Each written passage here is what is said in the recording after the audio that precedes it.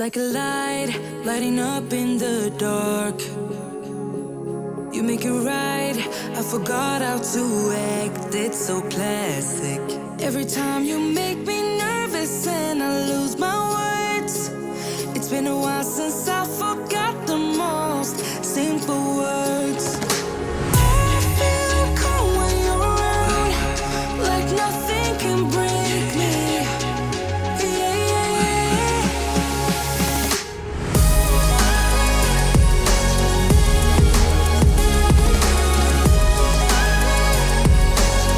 We are two peas in a pod, two peas in a pod, two peas in a pod, two peas in a pod.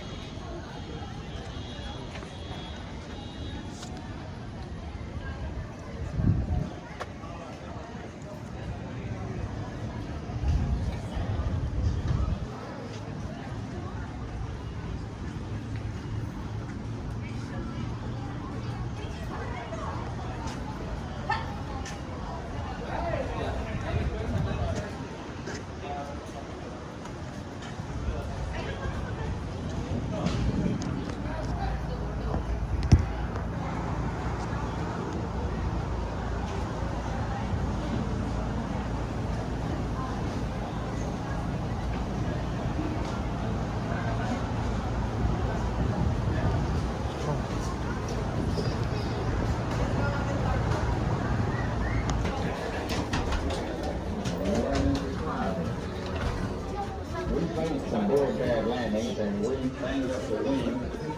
refining the models test after test, John Piper received the final achieved success.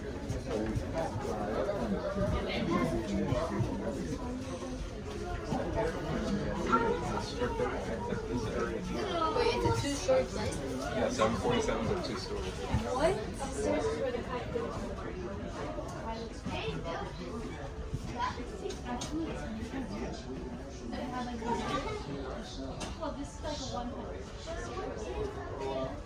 I can't see.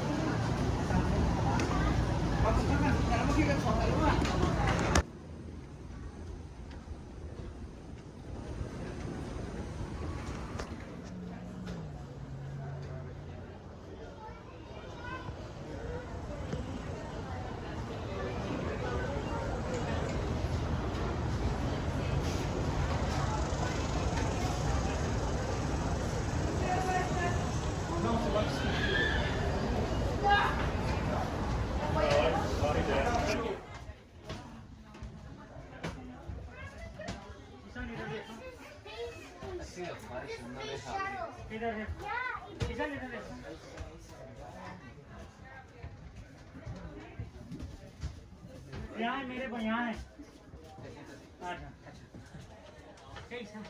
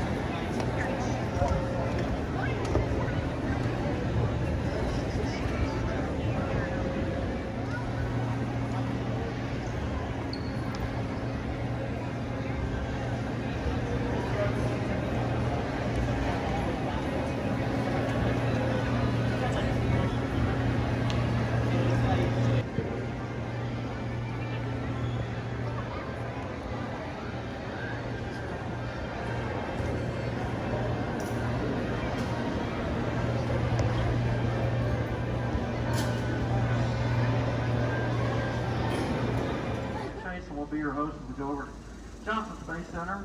Before we get started, just a few rules for everybody's safety and enjoyment. There's no drinking, eating, smoking, or vaping on this tour. You can have some water as long as it has a lid on it. Second, please stay seated at all times while this tram is in motion. And if you have little ones whose feet cannot touch the floor, just make sure they're seated between two adults if at all possible. And third, we are going over to federal government property, so NASA has asked that we ensure all our guests are wearing masks at all times while on JSC property. So if you're not already done so, please make sure you have your mask on. It's completely covering your nose and mouth. And with that, Chase, whenever you're ready, we're all clear. And see what your row letter is. Lean out, look down, and see what your row letter is. So we're going to be getting off the tram to go to Building 9, the astronaut training facility. So when we reboard, or going to ask you to reboard in the same row you came out of, so we can go ahead and continue with our tour as quickly as possible. Thank you very much. Johnson Space Center has led the nation and indeed the entire world in a continuing human adventure of space exploration, powering the United States into the 21st century through technological innovation and scientific discovery. First established in 1961 as the Manned Spacecraft Center, later renamed the Lyndon B. Johnson Space Center in 1973 in honor of late President and native Texan Lyndon B. Johnson. The JSC complex sits on 1,620 acres of land donated by Rice University and is home to mission control, astronaut training, and NASA administration.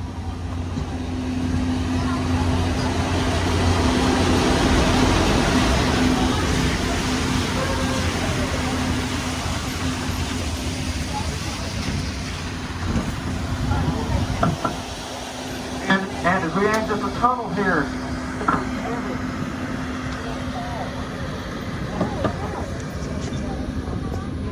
I'd like to welcome everybody officially to the Johnson Space Center. Now, if you look to the left here, you'll see some of our famous Longhorn, Texas Longhorns.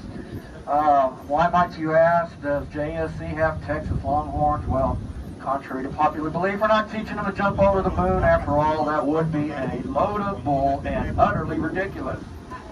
Now, in the spirit of giving back to the community, our Longhorns here are this 60 acres that we have here is donated by Johnson Space Center so that our local high school students can practice agricultural science within the city limits. They don't have to go out in the country, they can practice ag science right here within the confines of Western Texas. And if you look to the right, you'll see the building that houses the mighty Saturn V rocket. This is one of 3 left in the entire world, 363 feet in length, longer than a football field, taller than the Statue of Liberty, weighing in at 6.2 million pounds, developing 7.5 million pounds of thrust, all of which was needed to carry 3 astronauts and 4 pieces of hardware to the moon and return them safely to Earth. And as we clear the building here, if you keep looking to the right, as we get past the building, you'll be able to see 2 more rockets that are here on the lawn of Rocket Park. The tall, slender white one on the right is a Mercury Redstone, and that was originally developed as a ballistic missile by the U.S. Army.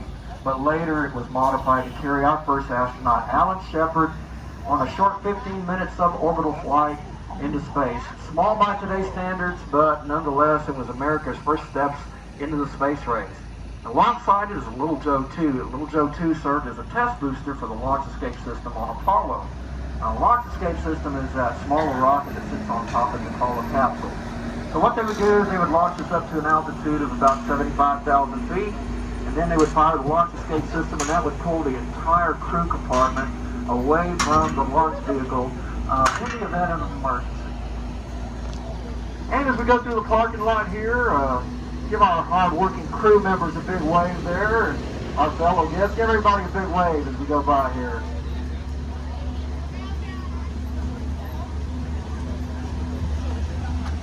Well, ladies and gentlemen, now I did mention that this land was donated to NASA by Rice University. Well, that's not entirely true. Actually, Rice University sold this land to NASA for $20. $20. With the understanding that if NASA ever failed, Rice University would acquire a college campus. So it looks like they lost out big time on that bet.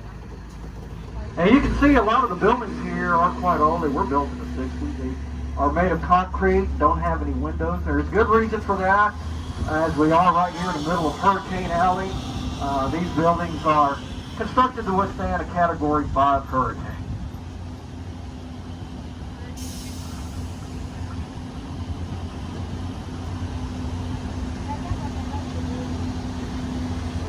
And as we continue down 2nd Street here, coming up on our right is Building 17. And Building 17 is home to the Orion project. The Orion has been evaluated for an eventual return to the moon and possibly on to Mars. So that's where the engineers and technicians do all the work for the Orion. There's a big logo, a big picture of it there on the side of the building. It's also where all the meals for the astronauts are prepared. It's a food lab. Now there is no refrigeration on the International Space Station, so everything has to be freeze-dried, vacuum sealed, and that's also done to save weight as well. And if you look to the left, you'll see Building 2, which is the not spent a year up in the International Space Station. His brother Mark remained here on Earth, and when he got back, they compared notes to see if there was any differences. About the only thing they discovered was that the human spine does elongate somewhat in zero gravity. So Scott had a couple inches on his brother when he came back to Earth, but after a short while, he returned back to normal.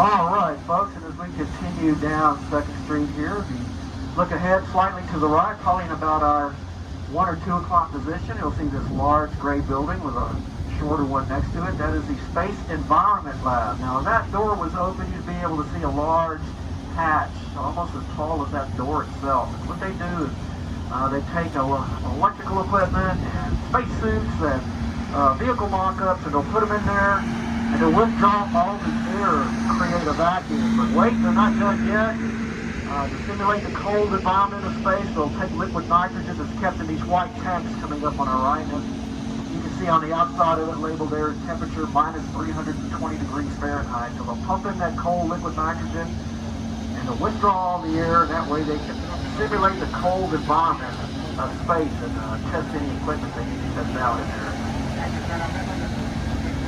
Small city within itself here. I have to stay in contact with the astronauts on the International Space Station around the clock. So we have our own power grid, a police department, fire department, medical facilities, food processing, and even some dormitories here. Now if you look to the left across the street, under that tree, you'll see some deer. There's some white-tailed deer out there. This is home to some indigenous species, and in addition to being home to Mission Control, it is also a wildlife refuge. So we have a population of over 200 white-tailed deer, and they're free to roam about in relative state.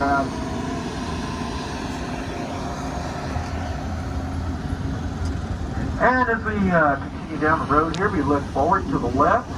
You'll see Building 220, and that is where the isolation studies are done. They'll take volunteers and put them inside a habitat similar to something we might have on the moon, a moon base, or a spacecraft taking a long journey to Mars. And we'll see how people can live and work together in isolation, and that way they can do some psychological evaluations, not just fitness of body, but also fitness of mind as well. And to the left is one of the power grids. As I stated earlier, we even if power went down in Houston, workers here at Mission Control can stay in contact with the astronauts around the clock. Now folks, we're going to be taking a right here onto this road. It is kind of bumpy. We're going to do some rock and roll here, so I want everybody to hold on. We don't want to lose anybody. But you get a good look at the astronaut training facility off to the right. You can see how long it is. So we're going to climb up 27 steps, and we're going to go about halfway down. So you see how long that is? That's about how far down we're going to go. Now what we're going to do is go up those 27 steps. I'm going to ask you not to linger at the doorway there. I know it is quite fascinating. I can't get enough of this building every time I come here, but there'll be enough room for everybody. When we get up there, just please keep moving through that doorway, and we can get all our guests in there. we can point out some cool stuff inside the astronaut training facility.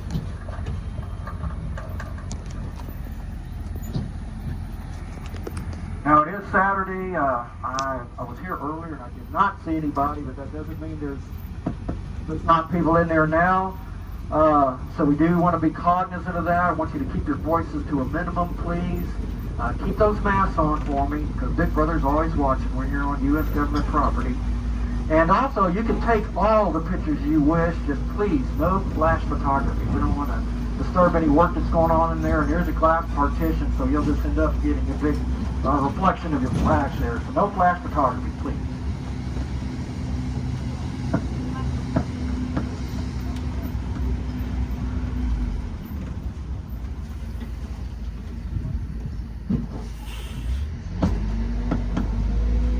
All right, folks, so we're going to pull up the curb here, and if you'll allow me to get ahead of you and open the doors and lead you in, and we'll go take a look at the inside of the astronaut training facility.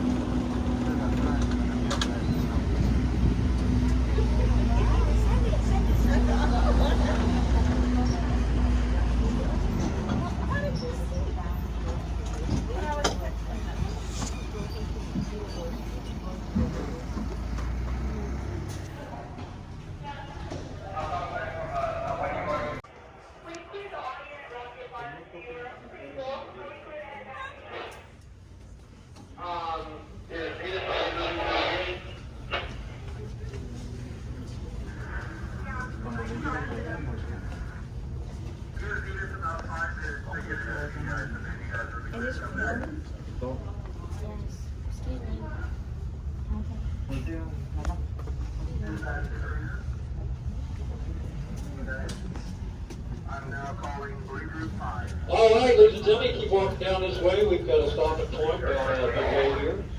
Welcome to the astronaut training facility. For our younger guests, this is astronaut school. This is their classroom. This is where they learn how to do everything in space, how to live and work in space. So after conducting this tour a few times, I found the best way to do this is point out items of reference. Out there, it's like a big barn. So it has sliding doors all the way on the right, all the way down there on the left. So we're going to start out on the right-hand side. If I can focus everybody's attention far right, where the American flag is. Now underneath the American flag, you'll see two plaques. One is for Challenger, and the other is for Columbia. They're there to remind everybody that this is a serious business, and stay focused to 110% at all times.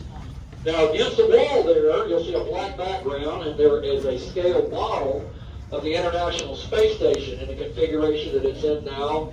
Orbiting above is 220 miles altitude, moving at 17,500 miles an hour. Now, actually, I believe it does have a few more solar panels on it, probably about another 6 or 8 solar panels on it. And just to give you an idea of the scale, each one of those solar panels is about a football field in length, so that kind of gives you an idea of the scale of how big the International Space Station is. Now, if you look down on the floor, directly in front of that, you'll see all the modules that make up the American and Russian parts of the International Space Station. So you'll see all the American ones are the Quest and Unity. The Russian modules, there's 2 of them. There's Zvezda and Zarya. Excuse my pronunciation. My Russian is not too good. But I believe it's Zarya. If you look at Zarya, you'll see all the plaques on there. And the plaques are all the expeditions that have been up to the International Space Station. And that's over to the right. That's over to the right, right in front of the scale model of the International Space Station. Now, if you look between the Russian modules and us, okay, the Zarya, that module has all the plaques on it and us, over to the right. And you will look down and you'll look at what looks like a big green olive. And that is the old Soyuz. And the Soyuz was our ride into space. It's a very old spacecraft. It's been around since the 60s. So that was our ride into space in between the time that the shuttle ended and we started launching on our own again in 2020. So we hitched a ride with our Russian cosmonaut friends at the cost of about $92 million a seat. Now that did include luggage and round-trip tickets. Now if you look to the left of the Soyuz, you will see another along the glass there. If you look down, looks like a big white Hershey's Kiss. And that's a Boeing Starliner. That's a crew vehicle that's being evaluated for Again, eventual return to the moon in 2024 and onto Mars. That's the Boeing Starliner, and it is a little bit bigger. The old Apollo could carry 3 astronauts. This one can carry 6. So the old Apollo was a Cadillac, or the Corvette, and this one's a Cadillac. It's got a little bit more legroom in it. All right, so we're going to draw your attention out there to the middle of the floor, and you can see where the shuttle mock-up is. Now, we do keep a mock-up of the shuttle because it is a big part of the International Space Station history. It was a delivery truck, and it took all the parts up there so they could assemble the International Space Station. So if you look between it and us, and you'll see this large white cylinder. It says Dynetics on it, and that is going to be the new Gateway space station. Now that's going to be an eventual permanent lunar orbit, and as the name suggests, Gateway is going to be a stopping off point before you go on to your destination. So it's kind of like your hotel room. You know, you've had a long flight or many hours in an automobile. You kind of want to stop and stretch out, catch your breath before you go venture about. Same concept here. What it's going to do, it's going to be up there in permanent lunar orbit. When the astronauts go back to the moon, they'll be able to dock with it and then either go down and explore the lunar surface or go on to Mars. All right, so I want to also draw your attention back to the shuttle again, and this time look to the left, and you'll see this large craft here that's almost as tall as the building itself. That is Artemis. That's Artemis. And that is a new generation of lunar landers, lunar excursion modules. And it's kind of made like the old lunar module. It has a descent and ascent stage. The descent stage is the one with the legs on it, and it's covered in that gold foil, and it's there to protect thermal protection from the unshielded sunlight for all the electronics and propellants that are in there. So that's the part that's going to take them down. It has a throttleable engine. It'll be able to lower them down gently to the lunar surface. The plan is they want to go to the lunar south pole. They're looking for water. Water is perhaps the most valuable substance in the universe, at least for life as we know it. You can drink it. You can split it in half. You can breathe the oxygen. You can burn the hydrogen. So it's very, very important that we find water that way.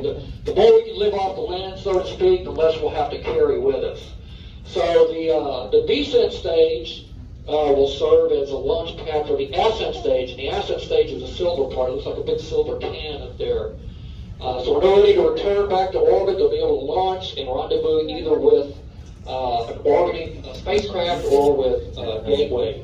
And it's called Artemis because if you remember your Greek mythology when you were in school, Artemis is Apollo's twin sister. And in keeping with that theme, one of the 4 astronauts is going to be walking on the moon. Hopefully in 2024 is going to be our first woman astronaut walking on the moon.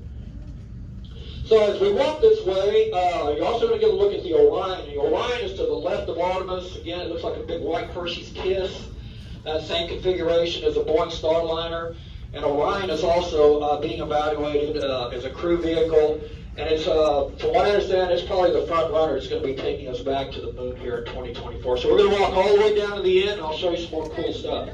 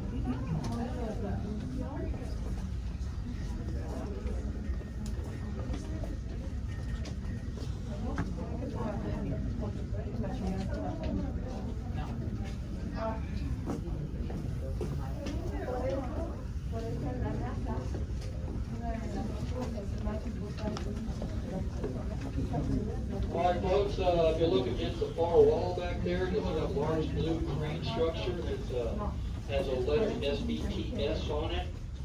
That's a 6 degrees of motion. Like an aircraft here on Earth, spacecraft moves in 3 different axes. Nose up and down is pitch, nose left and right is yaw, and of course when you roll, it's called roll. It's such pitch, yaw, and roll. But unlike terrestrial aircraft, the spacecraft uses thrusters. Now, if you saw a launch of the Crew Dragon here in 2020, they had cameras on board the International Space Station, and they were showing the approach of the Crew Dragon or cargo, and you can see these little lights firing. Well, those are thrusters that are firing on the spacecraft to slowly move it into position so we can dock with the International Space Station. Now, all that's done by computer, but in the old days, like Apollo, command module pilot had to do that, and it took an extraordinary amount of skill and training to do that.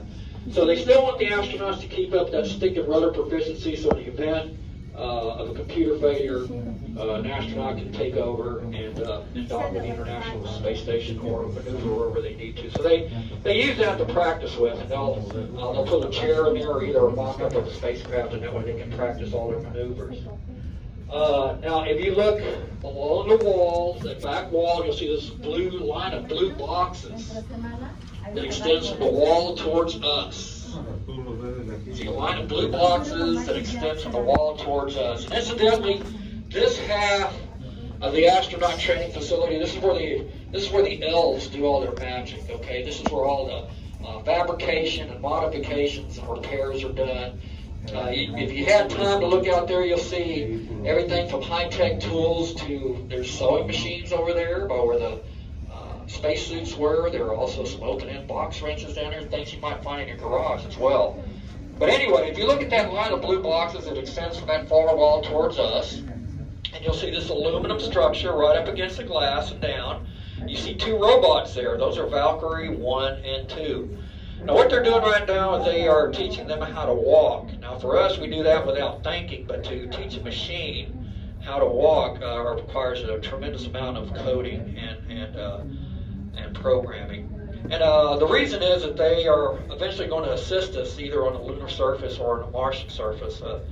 Unfortunately, the human is the weakest link in space travel. We require protection from the vacuum. We require air, food, water, sleep, protection from radiation.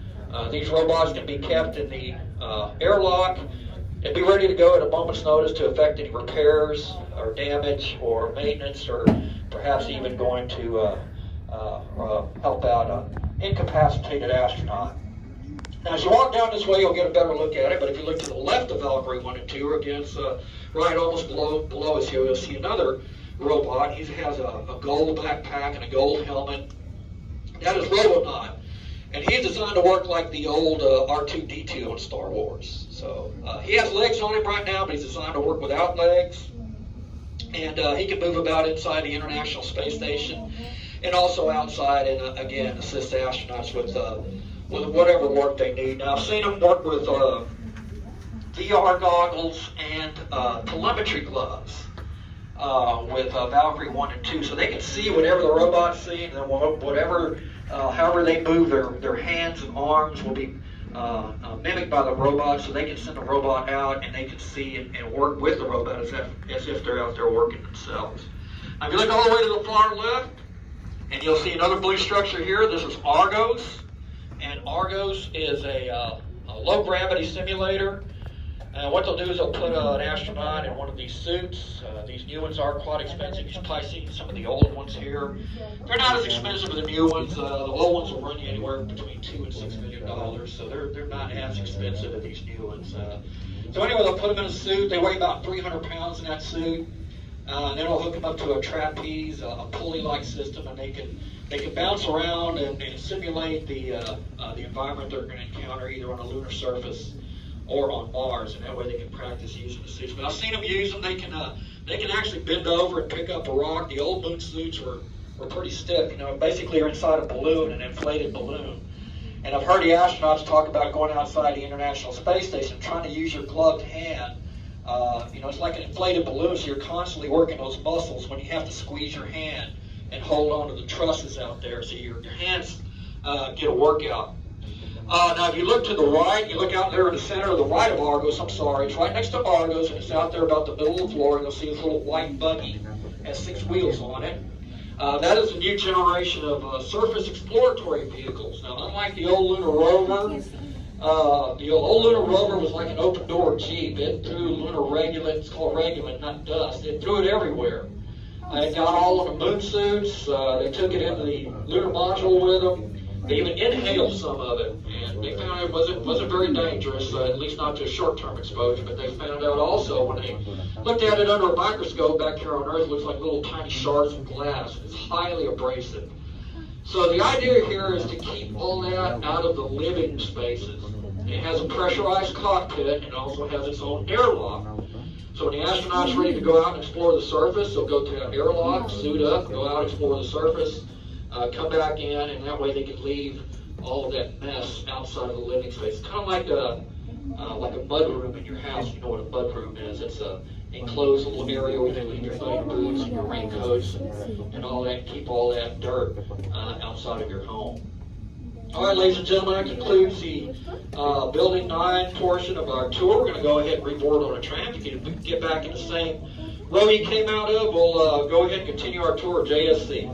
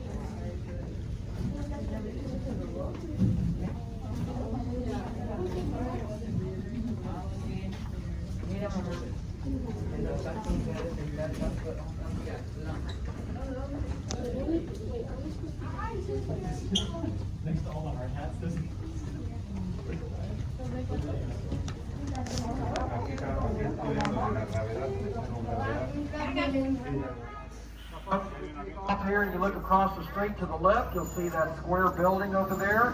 Back in the old days of Apollo, they weren't sure if they were going to bring back any lunar germs.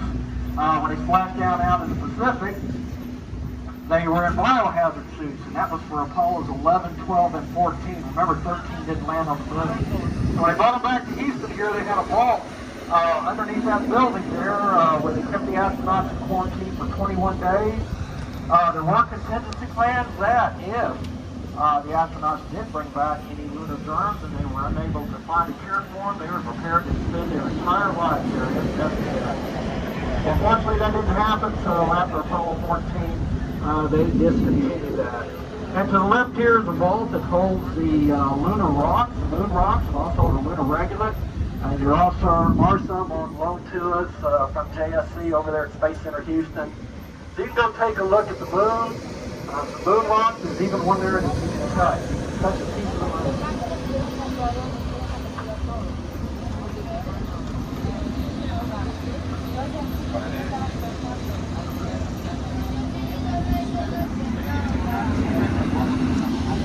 And as we continue down Avenue C here, you can get another look at the Space Environment Lab up ahead to the right. That's Building 33. I've heard some of the astronauts talk about being outside the International Space Station in that spacesuit, and it is an environment of extremes anywhere between 300 below to 300 degrees Fahrenheit. So half of them can be in shade, the other half can be in sunlight, and so they can actually feel the difference inside that spacesuit. They're very slight difference, but they can tell the difference. If you look to the left here, one of my favorite places in the entire world is the Chris Kraft Jr. Mission Control Building. In there, you can go ahead and take a look at historic mission control, and there's also a very good presentation. So that's where they oversaw the beginning from Gemini 4 on through Apollo in the early days of the shuttle. And it's also where International Space Station control is as well, where we monitor our astronauts up there on the International Space Station. You look on top of the building, you see the American flag up there. There's always an American flag flying whenever we have an American astronaut up there in space. So it's been up there for quite a while since the International Space Station's been up there. Now, I do replace it from time to time when it does become worn. And if you look to the left here, probably not quite as spectacular as what we just saw, but you'll see these concrete structures that are low to the ground. Now, I know some of our older kids might understand what I'm talking about here. Those are relics of the Cold War. Back in the early 60s, we weren't sure what the former Soviet Union was going to do, so that is a ventilation system for the underground tunnels that we have here. It also supplies our resident aliens with air. We don't have aliens here, do we? No. Forget I said that. That's on a need to know basis. Anyway, if you look to the right, you'll see a building that's a 21st century construction, Building 20, that's made of completely recycled material. And also coming up on our right, you'll see this building with this long black wall on it. You can see some of the panes have a different shade, those glass pane windows. And that is a model of the human genome, or part of the human DNA. So it's not just spending a few months up on the International Space Station, folks. Eventually we're going to have a permanent lunar base, which means there's going to be several generations of people that are born on the moon and being adaptable as we are from an evolutionary standpoint. They are doing genetic studies because there will be some possible genetic differences of moon children, several generations up there, 1/6 gravity. So it's very possible that the bone structure will be more delicate, and they'll have to be careful when they come back home and see Mother Earth. Alright, also if you look to the right of the tram, and you'll see some bicycles in this bicycle rack. That is also part of our history. These bicycles have been here since NASA started here in Houston in 1961. And they were used by some of the workers as well as some of the astronauts to move about in between the buildings. And we do have a contract with the Schwinn Bicycle Company, so they keep those bicycles in good working order. Some people still do use them today, and as I said, they are part of our history, so we do like to point that out. All right, folks, as we prepare to go into the parking lot here at Rocket Park, on behalf of myself, Joe, and our driver, Chase, we'd like to thank you for going with us over to visit JSC property. We're going to pull up here to the gate and wait for the tram to come to a full, which is please stop. We'll let you exit to the left of this side only. Please make sure you haven't left anything behind. Oh, there's a deer off to the left. You can see him over there on the lawn. My greyhound's almost that big. All right, so we're going to pull up here. We're going to let you exit to the left. If you've never seen a Saturn V rocket, the rocket that took us to the moon in person, I do recommend it. It is the black marvel of modern engineering. This tour is self-guided. You can stay as long as you wish. And when you're ready to return with us, just take the walkway that ends up over there by that covered waiting area, and we'll be happy to give you a lift back to the space.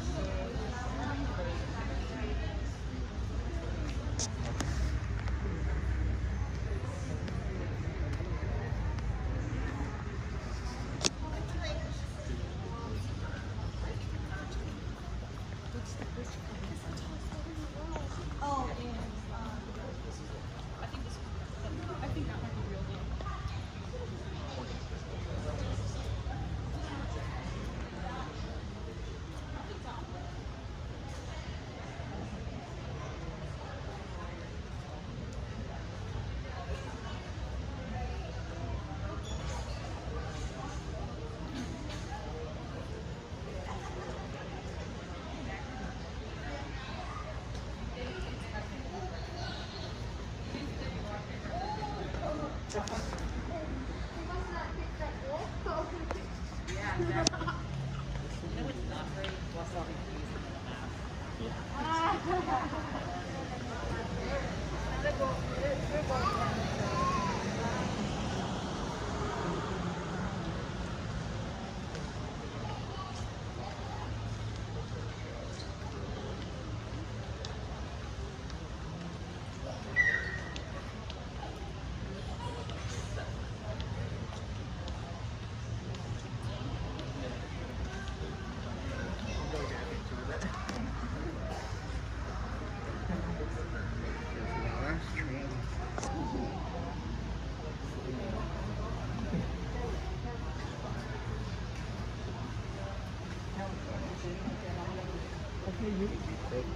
you take care of both?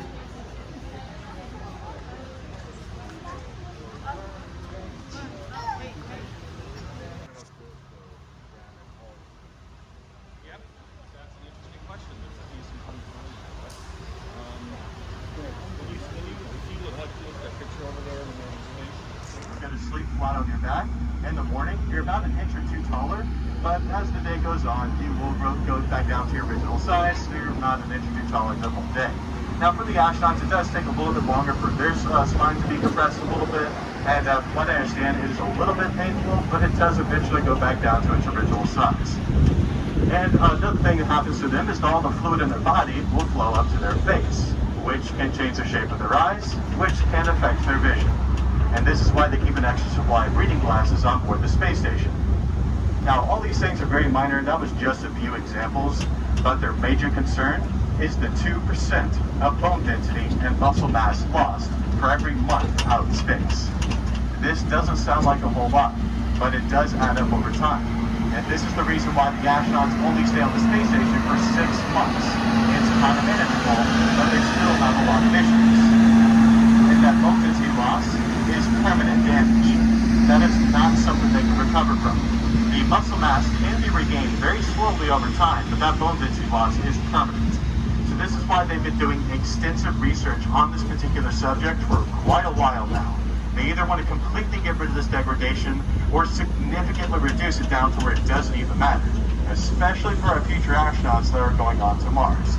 As of right now, if we were to send anybody to Mars with our current technology, it's going to take a little bit over 3 years to complete that mission. So if we add everything up, that is a little bit over 70% of bone density and muscle mass lost. That is not good for those astronauts. They would be returning to Earth in a test tube. So they really need to figure out this issue before we send astronauts into deeper space, especially if we're going to be starting doing our long-duration spaceflight when we go back to the moon. And now to kind of lighten the mood a little bit, we are approaching our stop on our tour. This is the Christopher C. Kraft Jr. Mission Control Center. This building was named after this gentleman because he was considered the father of mission control. He designed most of what we're going to see inside the room today. Now, a few things from the trams, and we do have a lot of rules to go through once we get into the building, but please remain seated until we come to a full and complete stop in front of the building next to the awning. Once we do, we're going to be exiting to the right side of the tram and the right side only. That's going to be the building side. But before you officially walk away, before you head towards the nose of the tram, look back at that blue and white row letter that's on the side of your row. Remember it any way that you can, since we will be returning at the very least to the same rows of the tram. Doesn't necessarily have to be the exact same seats, but please make sure everybody returns to the same row, so nobody will have to cause a physical fight as to who sat where.